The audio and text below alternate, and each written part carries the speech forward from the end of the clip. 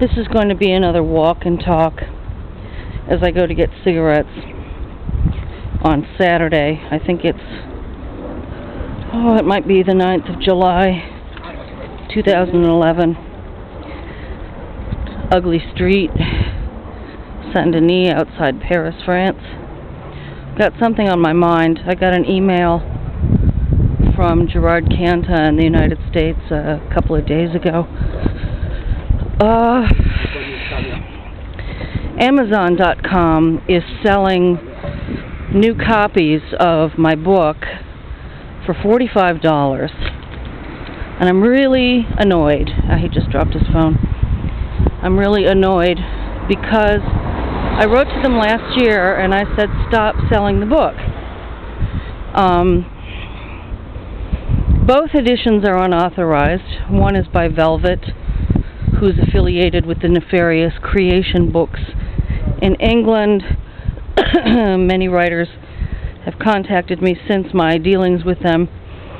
And James Williamson of Velvet Creation admitted to me face to face that they're all welfare dole cheats there. And that's how they make money, that's how they survive, by sponging off the British government. But I found out since from some writers who've had the misfortune of working with them that they rip the writers off and treat them very, very badly. I didn't get paid, you know, you don't get royalties, you get strung along. It was just horrible dealing with them. The book came out, I never approved the galleys. They wanted a total rewrite because I think it was too costly for them to include the photos that I had to go with each chapter. And then they went and sold the manuscript to Green Candy Press, which is ostensibly based in San Francisco, but in fact is owned and operated by this guy in Canada who has he had like an electric motor repair business in Vancouver or something.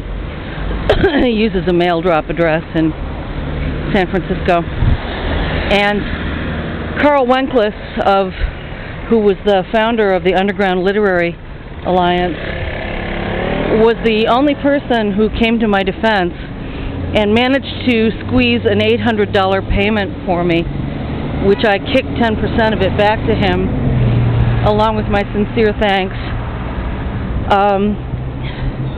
You know, when it crosses borders and these people are slippery,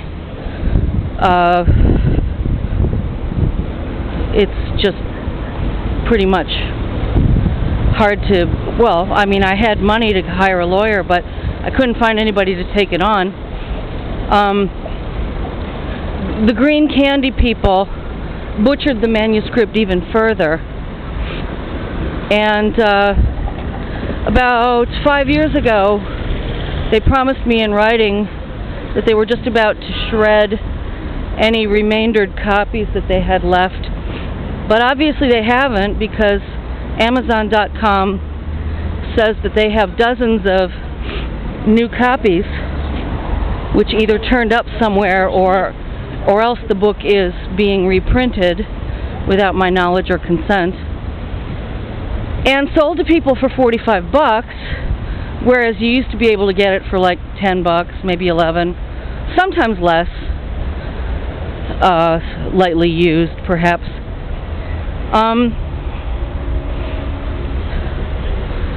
That caused me a lot of grief, a lot of trouble. I paid Bob Helms in the United States $1,000 to help me fight this, and he just absconded with the money and then started sending me insulting letters, and some of which he threatened to have published or whatever. I helped him out here in France a lot for a year and a half, a lot. And that's what I got, you know, insults, and, you know, he ripped me off $1,000. So I did write to Amazon.com last year, and I said, don't sell this book. It's me, and I don't want, it's not supposed to be sold anywhere. It's out of print, and theoretically there's litigation intended, so if you're part of promoting it or dealing with it, you know, that involves you in the conspiracy or whatever you want to call it. Really, really sad and annoying. You know, I lost my career, my friends, my family over that book. And it's not even what I wrote.